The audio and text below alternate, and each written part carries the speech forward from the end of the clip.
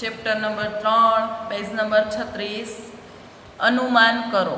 પહેલું એ કોનું ક્ષેત્રફળ વધારે છે, તમારા પગની છાપનું કે આ પુસ્તકના પાનાનું।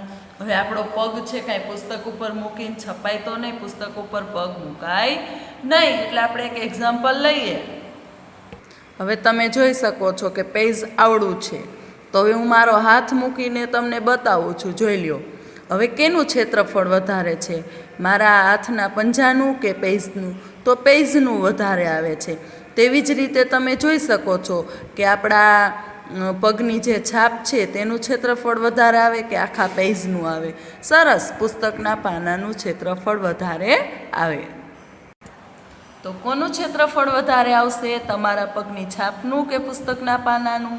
સરસ, આપણા પગની છાપનું વધારે આવે નહીં, કારણ કે પુસ્તકનું પાનું તેથી મોટું છે, એટલે કે એનું ક્ષેત્રફળ વધારે આવશે, પુસ્તકના પાનાનું। બી કોનું ક્ષેત્રફળ ઓછું છે, એક સાથે 5 રૂપિયાની 2 નોટનું કે 100 રૂપિયાની 1 નોટનું? શું કીધું છે? હવે ઓછું કીધું છે કે કોનું ક્ષેત્રફળ ઓછું છે। એક સાથે તમારે 5 રૂપિયાની 2 નોટ લેવાની છે અને એક 100 રૂપિયાની નોટ છે તે લેવાની, તો આ બેમાંથી કોનું ક્ષેત્રફળ ઓછું થશે? અનુમાન કરો જોઈ। તો આપણે કેટલા ચોરસ ચેપ્ટરની અંદર આપણે શીખ્યા છીએ કે આગળ આપણે નાના નાના ચોરસ જે 1 સેન્ટીમીટરના હતા તેમાંથી આપણે શું શીખ્યા, તો કે આપણે તેમાંથી લંબચોરસ બનાવી અને ક્ષેત્રફળ અને પરિમિતિ મેળવતા શીખ્યા। તો અહીં આપણે તેવું જ કંઈક કરવાનું છે। તો તમે પહેલાં જોવો જોઈએ, જે આ એક ચોરસ આપેલો છે તે કેટલા સેન્ટીમીટરનો છે, તો કે 1 સેન્ટીમીટરનો છે। કેટલા સેન્ટીમીટરનો છે? 1 સેમીનો છે। જે ચોરસ આપેલો છે તે 1 સેમીનો છે, તમે જોઈ શકો છો। હવે આપણે 100 રૂપિયાની નોટ રાખી અને આપણે ચકાસીએ કે 100 રૂપિયાની નોટનું ક્ષેત્રફળ ઓછું થાય છે કે 2 5 રૂપિયાની નોટનું? તો તમને હું બતાવું છું, તમે જોજો। તો તમે જોઈ શકો છો બાળકો કે આપણે અહીં 1 સેમીના ચોરસ વાળું જે લીધા છે ખાનાવાળું, તો આપણે 100 રૂપિયાની નોટ રાખીને જોઈએ કે તે કેટલાક જગ્યા રોકે છે। એટલે કે જો અહીંયા આપણે જોઈ તો તે અહીંયા સુધીની જગ્યા રોકે છે, અને અહીં જોઈ તો તે અહીં સુધીની જગ્યા રોકે છે। આપણે નિશાની કરી લેશું। હવે તમે જોઈ શકો છો કે 100 રૂપિયાની નોટ આટલી જગ્યા રોકે છે, જે આપણે નિશાની કરી લીધી છે। હવે તમે જોઈ શકો છો આ અડધાથી વધારે છે, તો તેને આખામાં જ ગણવાનું, અને અહીં સુધી આવ્યું તો તે પણ અડધાથી વધારે છે, એટલે માટે તેને આખામાં જ ગણવાનું। તો ગણીએ 1 2 3 4 5 6 7, આ કેટલા થયા?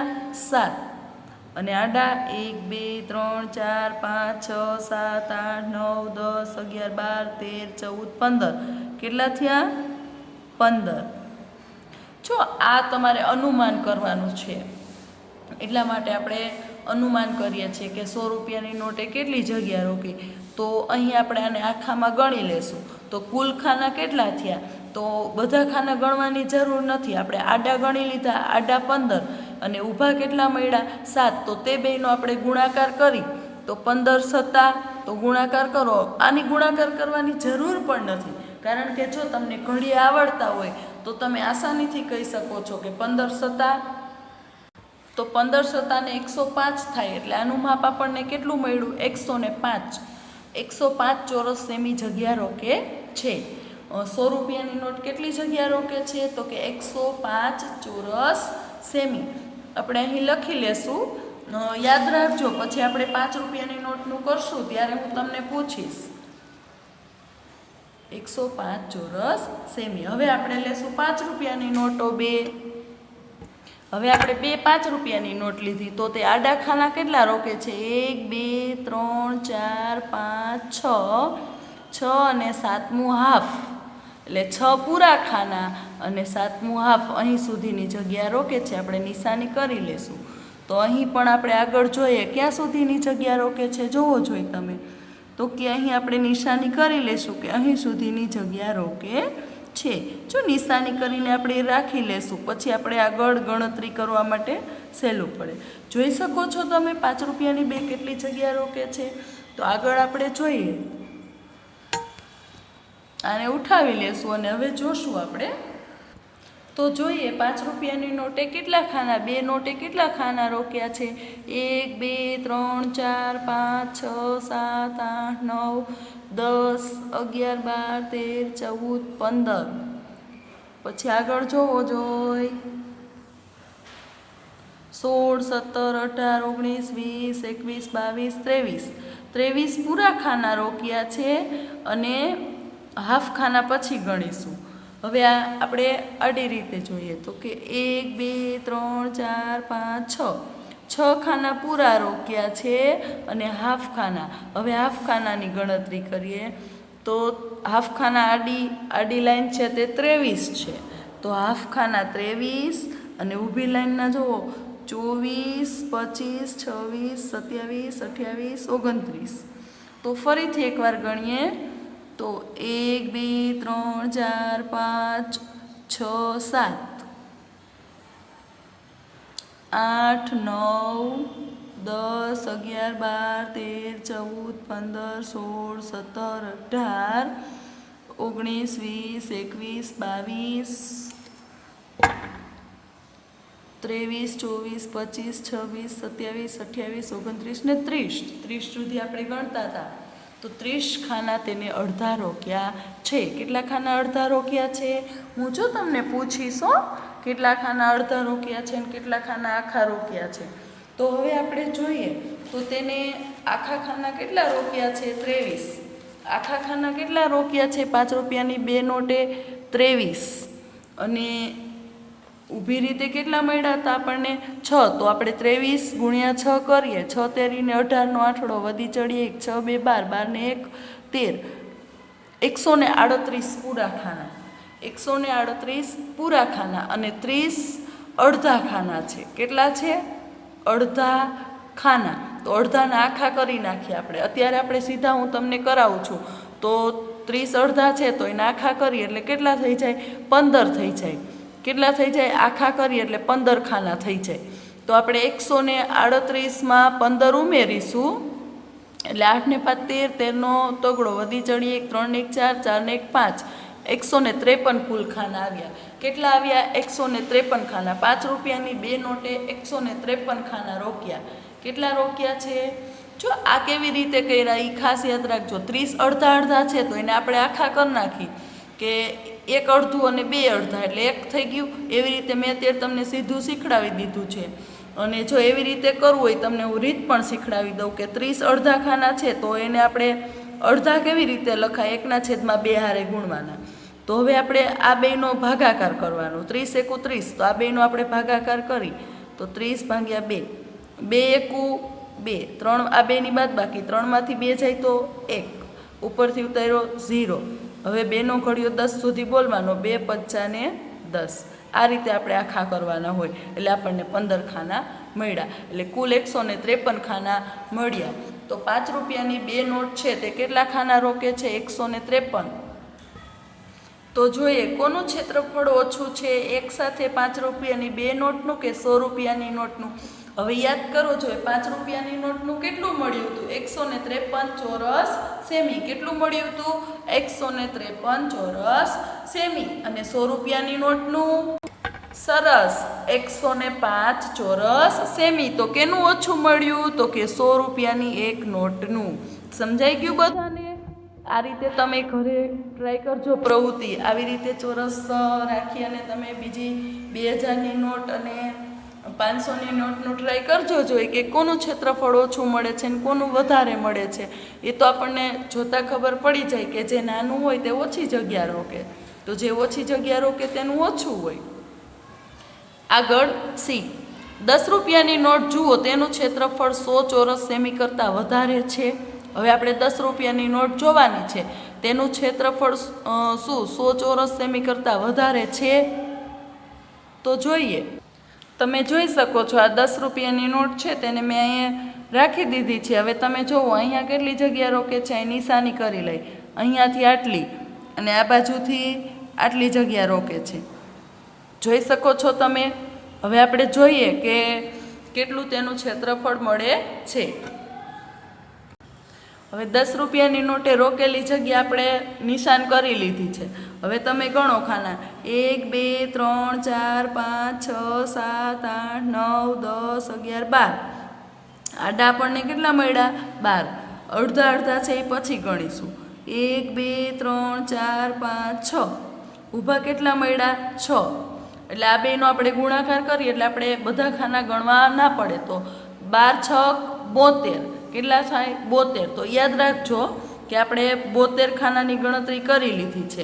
હવે અડધા અડધા ખાના કેટલા છે ગણો જોઈએ. 1 2 3 4 5 6 7 8 9 10 11 12 13 14 15 16 17 18 19. કેટલા છે? 19 ખાના છે. અડધા ખાના કેટલા મળ્યા આપણને? 19 છે. તો આપણે હમણાં જ ગણતરી કરતા શીખ્યા. તો ફરીથી એકવાર શીખી કે આખા ખાના કેટલા મળ્યા? તો કે આખા ખાના 72 મળ્યા. કેટલા મળ્યા? 72. તમે જોયું ને હમણાં. હવે અડધા ખાના તો કે અડધા ખાના 19 મળ્યા. હવે આને આપણે આખામાં લઈ ગણતરી કરી તો તેને આપણે 1/2 હારે ગુણાકાર કરી લેવાનો અથવા એનો પછી જે પ્રોસેસ થાય એ આપણે આગળ કરી. તો 19 એકુ 19. તો એને આપણે 2 હારે ભાગાકાર કરશું તો 19/2. હવે 2નો ઘડિયો 1 સુધી બોલવાનો છે તો ન બોલી શકી કારણ કે 1 નાના છે. તો આપણે 19 સુધી બોલી તો 2 9 18. એટલે ક્યાં ભાગ ચાલશે સીધો? 2 9 18. હવે આ બેની બાદ બાકી 9માંથી 8 જાય તો 1, 1માંથી 1 જાય તો 0. હવે અહીં 1 છે. હવે આપણી પાસે અહીં સંખ્યા છે એ 0 છે. આપણે વધારાનો 0 મૂકી છીએ એટલે અહીંયા પોઈન્ટ આવી જાય. શું આવી જાય? પોઈન્ટ. એટલે ઉપરથી ઉતાર્યો 0. હવે 2નો ઘડિયો 10 સુધી બોલવાનો તો 2 5 ને 10. તો કેટલા મળ્યા આપણને? 9.5. કેટલા મળ્યા? તેના આખા ખાના કેટલા થઈ જાય?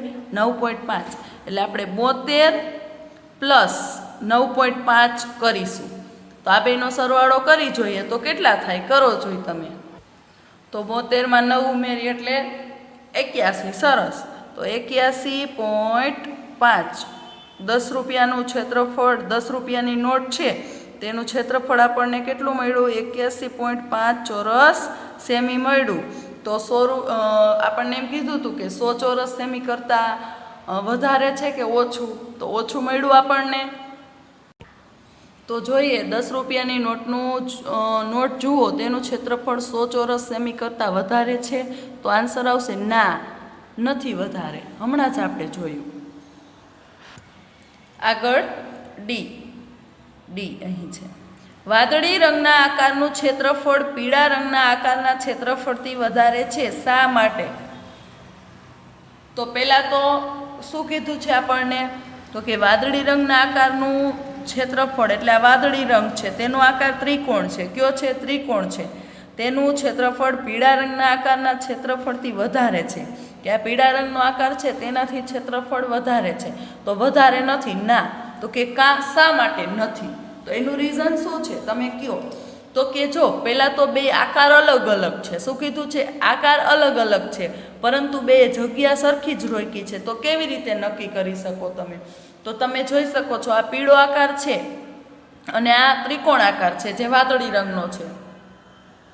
તો આપણે શું કરીશું તે નક્કી કરવા માટે આપણને એવું કીધું છે કે શા માટે? તો આપણે છે ને જે આ ત્રિકોણ આકાર છે વાદળી રંગનો તેને આમ વચ્ચેથી કાપી નાખવાનો છે. હવે વચ્ચેથી કાપીને એટલે આને આમ ચોરસ આકારમાં મૂકી દેશું તો આપણને ખબર પડશે કે બે સરખા છે કે અલગ અલગ. તો આપણે જોઈએ. હવે આપણે તમે જોઈ શકો છો કે વાદળી રંગનો જે ત્રિકોણ છે એને આપણે વચ્ચેથી આમ કાપી નાખ્યો છે. હવે આ આકાર ઉપર આપણે મૂકી દેશું તો તમે જોઈ શકો છો કે બરાબર તેના જેવો જ આકાર બની જાય છે તેના જેવો જ આકાર. તો કહી શકાય છે કે બંને સરખા જ છે. એટલે બંનેનું ક્ષેત્રફળ કેવું મળે છે? સરખું. કારણ કે બંને સરખી જ જગ્યા રોકે છે. આકાર ફેર છે. બંનેનું ક્ષેત્રફળ સરખું જ છે કારણ કે બંને સરખી જ જગ્યા રોકે છે. મેં તમને જે કાપીને અહીં બતાવ્યું. હવે પીળા રંગના આકારની પરિમિતિ વાદળી રંગના આકારની પરિમિતિથી વધારે છે. શા માટે? જો પીળા રંગની પરિમિતિ અને વાદળી રંગની પરિમિતિ. હવે તમે પીળા રંગને જોઈ શકો છો, તે ચોરસ છે, જે લંબચોરસ આકાર જેવો છે, મીન્સ કે તો તમે એની લેન્થ જુઓ તો ચારેય બાજુ આમ સરખી છે, સહેજ આમ ફેર આવે છે કે એકાદ પોઈન્ટનો ફેર આવે છે. તો ત્રિકોણમાં તો કે ત્રિકોણમાં તમે જોઈ શકો છો આ લેન્થ છે તે તેના જેવી છે, સહેજ ફેર છે, પરંતુ આ લેન્થ છે તે બહુ લાંબી છે. તો તેના ઉપરથી આપણે કહી શકીએ છીએ કે વાદળી રંગની પરિમિતિ વધારે હશે. કેની? તો કે વાદળી રંગની પરિમિતિ વધારે હશે. છતાં પણ તમે ઘરે તમારે પરિમિતિ શોધવાની છે કે તમારે સ્કેલની મદદથી, તમારે જે સ્કેલ હોય તેની મદદથી આ રીતે તમારે માપ જોઈ લેવાના છે. જો પેલું છે તેનું માપ આવે છે 2.8 આવે છે. કેટલું આવે છે? 2.8. પછી આનું માપી લેવાનું તો 2.1 એટલે આ લંબચોરસ છે, સામસામેની બાજુનું માપ સરખું આવશે. હવે આ ચારેય બાજુનું માપ માપી અને તમારે ચારેય બાજુનો સરવાળો કરવાનો. પછી આમાં આ ત્રણેય બાજુનું માપ માપીને પછી તેનો સરવાળો કરવાનો. પછી તમારે જોવાની કે કેનો સરવાળો વધારે આવે છે, તેની પરિમિતિ વધુ થાય.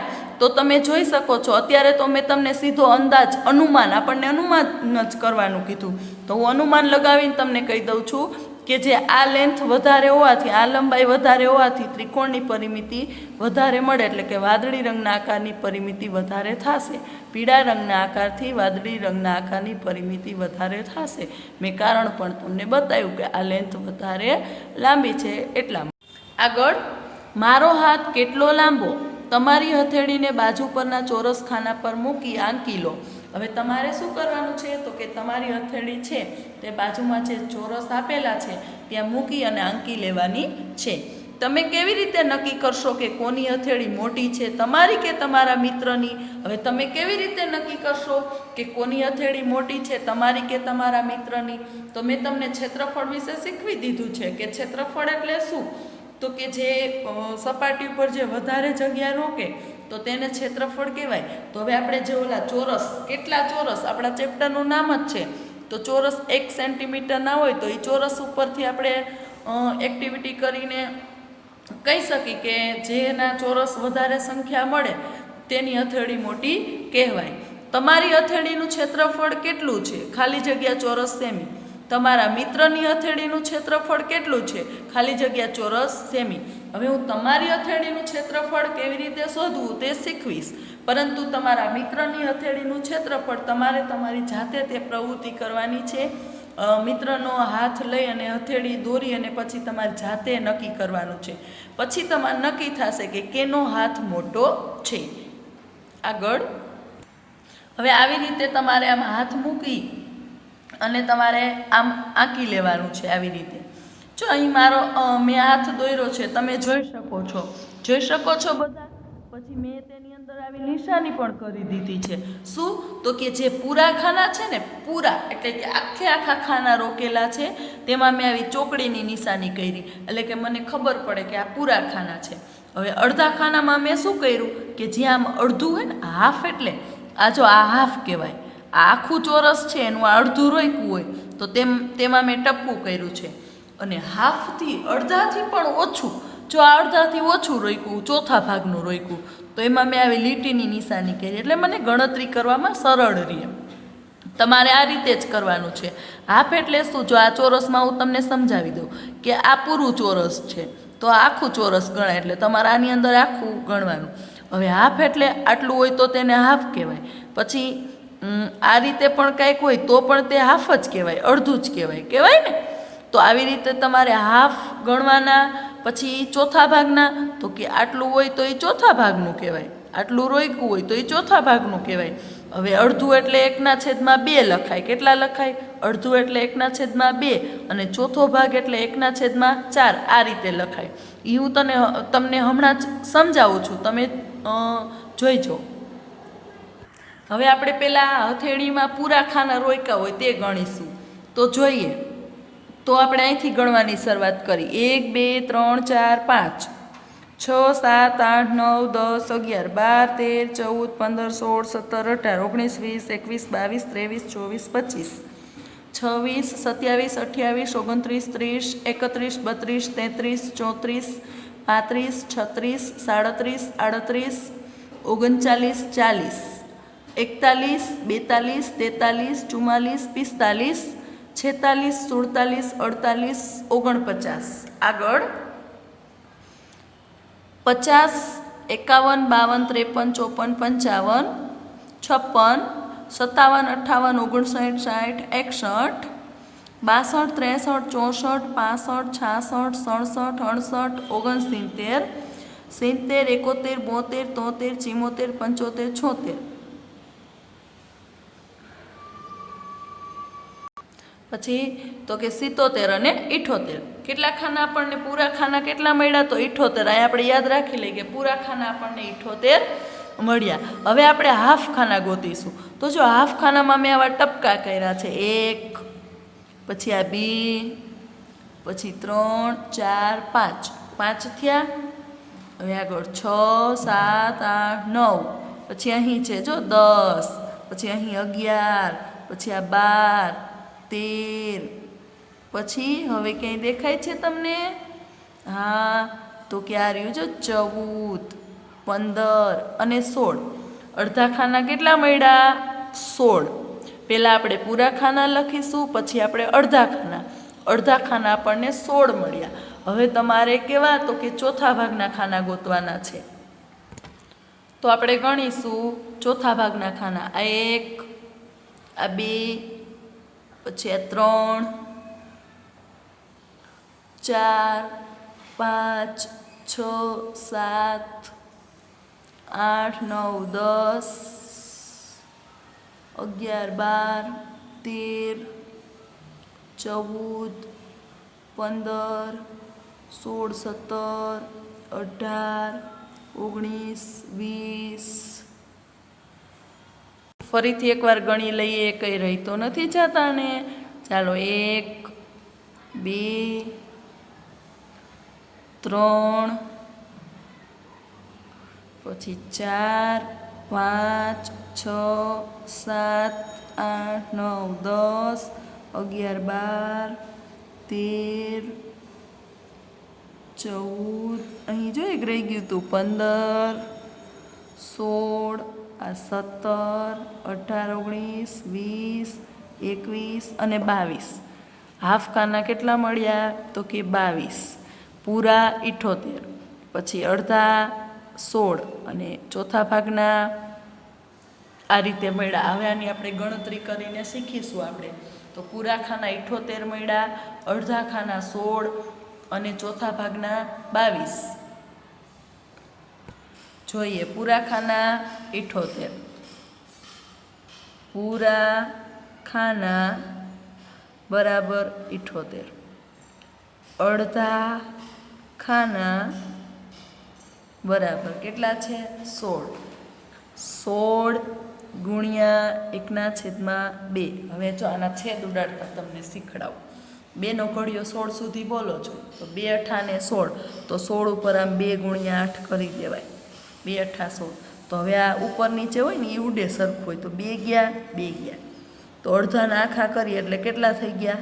8. પૂરા કેટલા થઈ ગયા? 8. હવે અડધાથી ઓછા ભાગના. અડધાથી ઓછા ભાગના ખાના એટલે ચોથા ભાગના ખાના કેટલા મળ્યા? 22.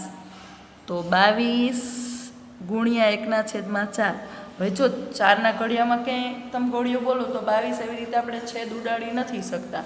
તો આપણે 22 એકું તો 22 એટલે 22ના 22 જ રહેશે. તો આ બેનો આપણે ભાગાકાર કરી નાખશું કે 22 ભાગ્યા 4. હવે 4 એકુનો ઘડિયો 2 સુધી બોલો, ના બોલાય કારણ કે 2 નાના છે. તો આપણે 22 સુધી બોલીશું. તો 4 એકુનો ઘડિયો બોલતા જાઓ, ક્યાં વધી જાય છે? 4 6 24 વધી ગયા. તો ક્યાં ભાગ ચાલે? 4 5 ને 20. આ 2ની બાદ બાકી, 2માંથી 0 જાય તો 2, 2માંથી 2 જાય તો 0. હવે અહીં આપણે ભાગ 2 તો ના ચાલે એટલે અહીં આપણે 0 મૂકી અને અહીં એક પોઈન્ટ મૂકી દેશું. હવે ઉપરથી ઉતાર્યું 0. હવે 4નો ઘડિયો 20 સુધી બોલો તો 4 5 ને 20 મળી ગયો આપણો નિશેષ ભાગાકાર. તો આપણે ચોથા ભાગના કેટલા ખાના મળ્યા? તો કે 5.5. ચોથા ભાગના કેટલા ખાના મળ્યા? 5.5. હવે પૂરા ખાના કેટલા હતા? 78. તો 78 પ્લસ અડધા ખાના કેટલા હતા? 16. તો એને આપણે આખા કર્યા એટલે કેટલા થયા? 8. 78 પ્લસ 8 પ્લસ ચોથા ભાગના કેટલા હતા? 22. તો એની આપણે ગણતરી કરીને શીખા તો 5.5. હવે આ બધાનો આપણે સરવાળો કરી તો 78માં 8 ઉમેરી તો કરો જોઈએ સરવાળો. તો એકમનો સરવાળો કરી. જો આ પોઈન્ટ હોય ને ત્યારે જ બધામાં પોઈન્ટ ગણવાના. આમાં એકમાં છે તો અત્યારે આને જ આપણે એકમ ઉપર ગણીશું.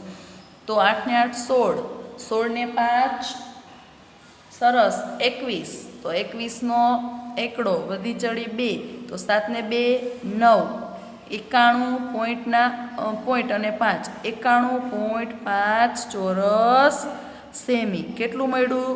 મારી હથેળીનું ક્ષેત્રફળ 91.5 ચોરસ સેમી. આ રીતે તમારે તમારી જાતે તમારા હથેળીનું ક્ષેત્રફળ શોધવાનું છે અને તમારા મિત્રની હથેળીનું ક્ષેત્રફળ શોધવાનું છે. એકવાર આપણે ફરીથી જોઈ લઈએ. પૂરા ખાના કેટલા મળ્યા હતા? 78. જો આની અંદર આપણે ગણીને કર્યું. પછી અડધા ખાના તો કે 16. પછી એના આખા કર્યા એટલે કેટલા થયા? 8. પછી અડધાથી ઓછા ભાગના એટલે ચોથા ભાગના 22. એટલે 22નો ચોથો ભાગ આપણને 5.5 મળ્યો. પછી આ બધાનો સરવાળો કરવાનો. પૂરા ખાના અડધા ખાનાને આપણે આખા કર્યા હોય અને ચોથા ભાગના ખાનાને આપણે કરીને પછી એનો સરવાળો કર્યો તો આપણને 91.5 ચોરસ સેમી મળ્યું. એટલે મારી હથેળીનું ક્ષેત્રફળ 91.5 ચોરસ સેમી મળ્યું. તમારે તમારી હથેળી દોરીને શોધવાનું છે, ખાસ યાદ રાખજો. તો મારી હથેળીનું ક્ષેત્રફળ મને 91.5 ચોરસ સેમી મળ્યું મારા મિત્રની હથેળીની. એટલે હવે તમારે તમારા મિત્રનું શોધવાનું છે ને તમારે આ તમારું પણ કરવાનું છે. આગળ, મારા પગની છાપ લાંબી છે પરંતુ મારા પગની છાપ પહોળી છે, તો કોનો પગ મોટો? શું કહે છે કે મારા પગની છાપ પહોળી છે તો કોનો પગ મોટો? તમે ચિત્રની અંદર જોઈ શકો છો. અનુમાન કરો છો તમે તમારી જાતે કે કોનો પગ મોટો છે. કોના પગની છાપ મોટી છે, તમારી કે તમારા મિત્રની? તમે આ કેવી રીતે નક્કી કરશો? ચર્ચા કરો. તમારા બંને પગની છાપનું ક્ષેત્રફળ સરખું છે? જો તમને કેવો ક્વેશ્ચન કર્યો છે, તમારા બંને પગની છાપનું ક્ષેત્રફળ સરખું છે? હા, બંને પગ સરખા જ હોય એટલે બંને પગની છાપનું ક્ષેત્રફળ સરખું જ મળે. તમારે તમારા મિત્રના પગની છાપ હવે તમારે અહીંયા નથી છાપવાની હો, પુસ્તક ઉપર તમારે રેતી ઉપર દોરીને પછી તમારે એક્ટિવિટી કરવાની છે. તમારા મિત્રની છાપ અને તમારી, તો કેનું ક્ષેત્રફળ વધારે મળે છે તે તમારે જોવાનું છે. જેમ આપણે આગળ હથેળી લીધી એમ હવે તમારે પગની છાપ લેવાની છે અને ખાસ યાદ રાખવાનું છે તમારા બંને પગની છાપનું ક્ષેત્રફળ સરખું છે. હા, બંને પગની છાપનું ક્ષેત્રફળ સરખું જ હોય.